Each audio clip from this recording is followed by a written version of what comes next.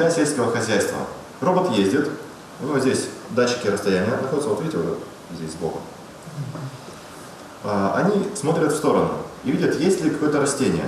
Робот с датчиком влажности почвы как пример. Сегодня их может собрать даже школьник. Проект призван дать детям возможность развиваться в ногу со временем. В первую очередь через перепрофилирование педагогов. Образовательная сессия для педагогов центров «Точка роста» проходит на базе Сыктывкарского детского технопарка «Кванториум». Обучение продлится до 23 августа. К работе в центрах педагоги приступят уже в сентябре этого года. В образовательный процесс будут внедрены современные технологии и новые методы обучения по математике, информатике, технологии, физкультуре и ОБЖ учеников с 1 по 11 классы. Необходимость переподготовки педагогов, повышения их квалификации, она стоит остро на самом деле всегда.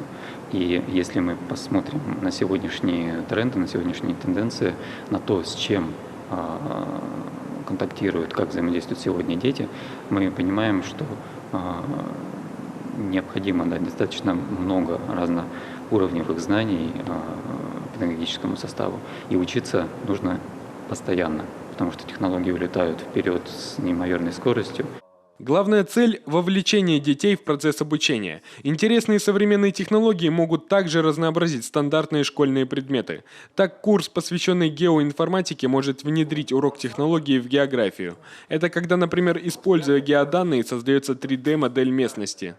Технология, даже если мы возьмем определение ГИС-технологии, да, это непосредственно умение оперировать с информацией. Да, и в дальнейшем, когда мы, допустим, сделаем 3D-модель местности, учителя технологии могут на тех же 3D-принтерах, которые у них есть с учениками, ее распечатать, чтобы получить уже модель, которую можно пощупать руками. 7 образовательных площадок, и каждая доказывает, образование может быть интерактивным. Одна из самых увлекательных – виртуальная реальность. Взрослых и, казалось бы, повидавших все педагогов буквально не оттащить от этой симуляции. Прогуливаясь по научной лаборатории, можно встретить механизированного пса и даже немного с ним поиграть.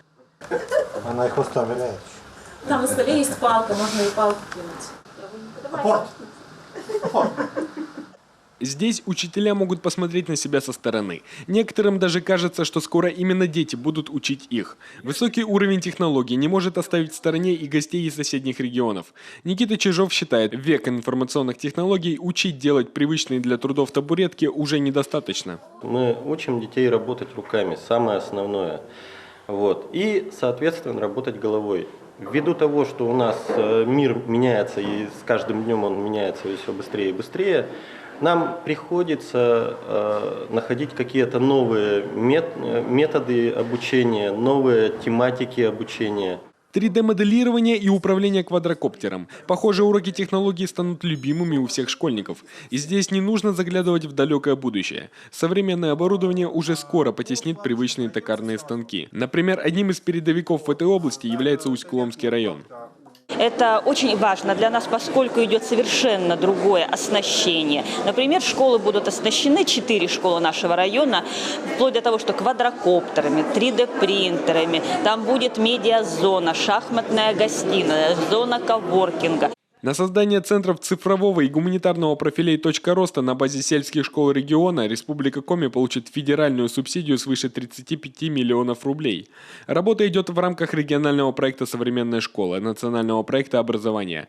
Так, нацпроект образования помогает региону развить образовательную сферу и делать обучение более доступным в районах. Мы привлекли федеральные средства, и ко 2 сентября открывается в 22 сельских школах вот такие центры. 12 муниципальных образований у нас задействовано. Что это значит? Это обновление материально-технического оснащения по 3 учебным предметам. Основы безопасности жизнедеятельности, технология и информатика.